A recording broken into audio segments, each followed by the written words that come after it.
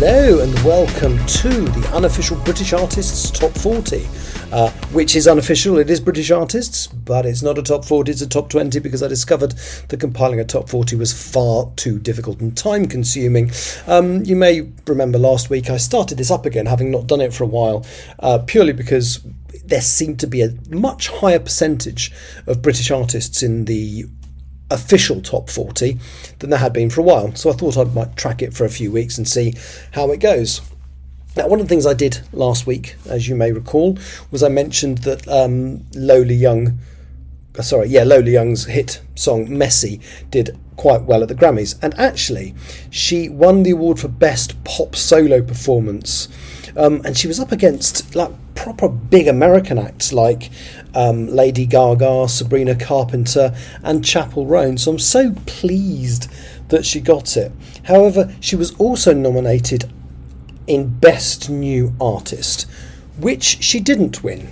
However, another British act did.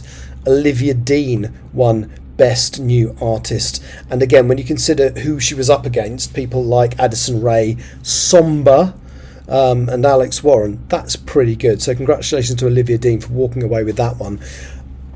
I like Olivia Dean and I'm genuinely pleased that a British act got this award. I love Somber though, 12 to 12. As much as I kind of want to support British artists, it was definitely my favourite song last year. Youngblood did really, really well. He was actually nominated in 2 categories. He didn't win any of them, unfortunately, but it's still really nice to see, you know, British artists making the final. Same with Pink Pantheress, who is again a British artist. She was nominated for a couple of awards. Let me just have a look. Best Dance Pop Recording for one of her songs and Best Dance Electronic Album, which she didn't get. Flo, who's a British artist, was nominated for Best Progressive R&B Album, but didn't win it. Ditto Sleep Token were nominated and didn't.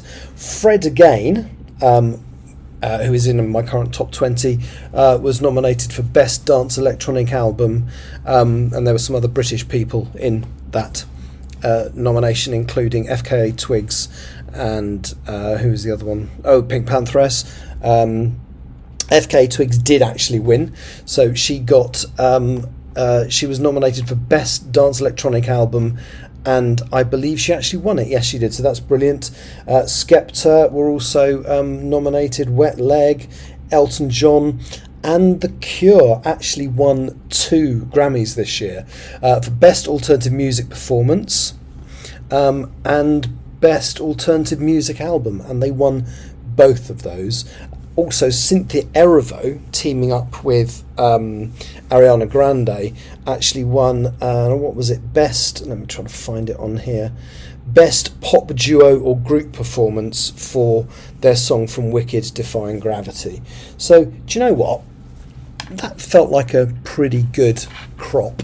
It'll be very interesting to see what happens at the Brit Awards this year. I mean, obviously they're more skewed towards British acts, but it will be interesting to see who gets what in that. Right, let's do this all-important top 20.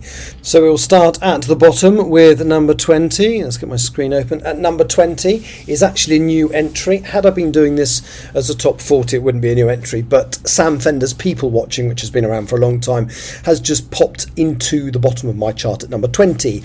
At number 19, it's Harry Styles, As It Was. Again, that's in the chart because of his new single. I think people just listening to other stuff by the same artist. It was at number 17 last week. It's down to number 19 this week, so that's down 2 places. At number 18 is Fred again, Sammy Virgie and Reggie, Talk of the Town, listed as a new entry. Had I done this as a top 40 last week, it would have been in there. At number 17 is SD Kid, Century. That's just gone up 1 place since last week. And number 16, Fleetwood Mac's Landslide, has gone up 4 places. I think that was number 20 last week, and it's number 16 now. Again, that's there because of its use in Stranger Things, and I will double check, but I think that's the only track remaining in the charts that was there as a result of Stranger Things. Well, we shall see. And number 15, Sienna Spiro, You Stole the Show, number 19 last week, so that's actually gone up 4 places. At number 14 is SD Kid, Four Roars, that's gone up one place. At number 13 is SD Kid and Rico Ace, Phantom, that's also gone up one place. Number 12 is The Cure, Boys Don't Cry, in at number 12, first week on the chart. I think that may be a cock-up. I think I may have missed that last week, and I probably should have included it in last week's chart, but I can't retroactively go back and change it once it's out there. So I'm listing it as a new entry, but it should have been right down the bottom end of the chart last week, or maybe not. I'm not entirely sure. I'm not going to lose sleep over it. It's there now. At number 11, we've got the collaboration between Sonny Fodera, DOD and Bascom, Think About Us, that's gone up one place. At number 10, it's Olivia Dean's A Couple of Minutes, that's also gone up one place. At number 9, we have Haven featuring Caitlin Aragon, I Run, that's a non-mover. And also non-mover at number 8 is Pink Pantheress with Stateside. And number 7 is Sienna Spiro's Die on This Hill, that's down one place. And number 6, we have Olivia Dean, Man I Need, up one place. We have a non-mover at number 5, which is a collaboration between Sam Fender and Olivia Dean, that's Rein Me In. And number 4, Olivia Dean is by herself with So Easy to Fall in Love, that's another non-mover. Now, possibly slightly surprisingly at number 3 is Harry Styles' Aperture, last week's number 1, so it's only gone down 4 places in my chart, but I think, let me just quickly load up the proper top 40. It's only gone down 3 places, but I kind of expected that to be around for a while, so it appears that Harry Styles has now possibly become one of those artists that when all his fans go out and buy and stream his song as soon as it comes out, it gives it enough sales or streams, however they measure it now, to get it to the number 1, but then once that's happened, once that initial euphoria of the track being there has happened, it hasn't retained it. I mean, it's only dropped 3 places, but it's interesting that the 3 that have overtaken it are all previous, certainly in top 40 terms, the official top 40, all previous number 1. So End of Beginning by Joe, Where Is My Husband by Ray, and Rain Dance by Thames, which is kind of sport the next one. So anyway, that's Harry Styles at number 3, down 2, which means at number 2 it's Ray, Where Is My Husband, last week's number 3, so that's gone up 1. And then at number 1 is Dave and Thames, Rain Dance, again up 1 place to number 1 in my unofficial British artists top 20. Had I been doing this for longer, it would have been a return to number 1 because it's been at number 1 before, but I only started this last week. So there we go. That's kind of the activity around the chart at the moment. It's quite a boring chart. I mean, there are some new entries, but none of them are really new tracks. It's just stuff that's sort of shuffled around, by virtue of more people listening to it, presumably streaming it. So although I've got Fred Again, Sam Fender and The Cure listed as new entries, in the real world they're tracks that have been around a while, especially in the case of The Cure. So and the other thing just worth mentioning is the tracks that have left the chart this week. So we lost The Police, Every Breath You Take, which was at number 13 last week, that's dropped out. Kate Bush, Running Up That Hill, number 16 last week, that's dropped out. Again, both of those 2 songs were in there by virtue of being used in the final season of Stranger Things, which means what I said earlier I think is correct. So the only one Stranger Things related track that's currently in the top 20 is the Fleetwood Mac track Landslide. The other song that dropped out was the Arctic Monkeys, Opening Night, and that's quite a plummet because it was at number 10 last week and it's not even in the top 20 this week. So if we look at the top 10, it's still got fairly good fairly good representation by British artists. So in the proper, now we're talking about the official chart now, not my chart. So in the official top 40, 6 out of the 10 tracks in the top 10 are British. That's exactly the same as last week. In the official top 20, 10 out of the 20 tracks are British, and that's down 10% on last week. So there were 12 British acts in the top 20. It's gone down to 10 this week. And then if you look at the overall top 40, that's dropped quite a bit as well. So that was on 21 out of the 40 last week. It's only 17 out of 40 this week, which puts it at 42.5%. Last week it was 52.5%. So I kind of asked, one of the things I was asking as I did this is, was last week's really high percentages a statistical blip? Possibly it was. Possibly it wasn't, who knows.